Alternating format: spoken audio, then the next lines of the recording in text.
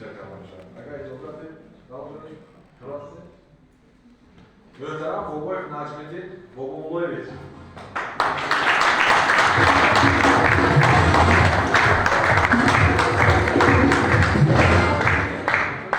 Ma'muriyat va Qo'mita Ittifoqi kasablik milliy jamiyati sog'liq sho'da shabakoi taqsimot va nashri Sarafshan با کمال احترام و سمیت افزون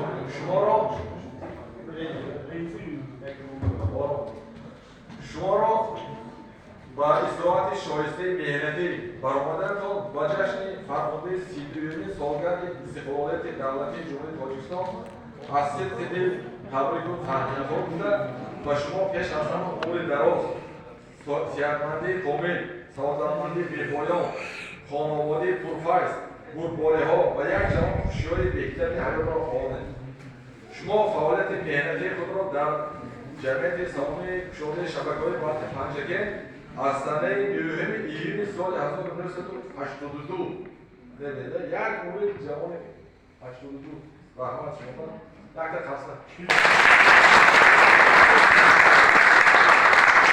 از برخورد شبکه‌های برق پنجگین این موقعیان با محصول مهنت نبوده باور آمد.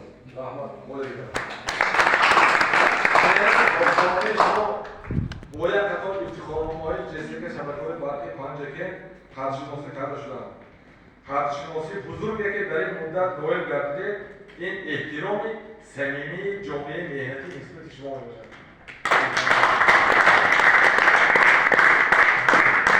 در این روزهای نهایت گوارای خاطرمان تمنای آن را دارند که خورشید جهان‌آرا دائما بر سرتان پرافشانی کند، دست کم و روزی کم را نبینید. مبارک جشن فیروزی فراخان، خجسته و این روزی باشرافت. بسا مهنت نمودیم با شجاعت، تمنا میکنیم باشید سلامت.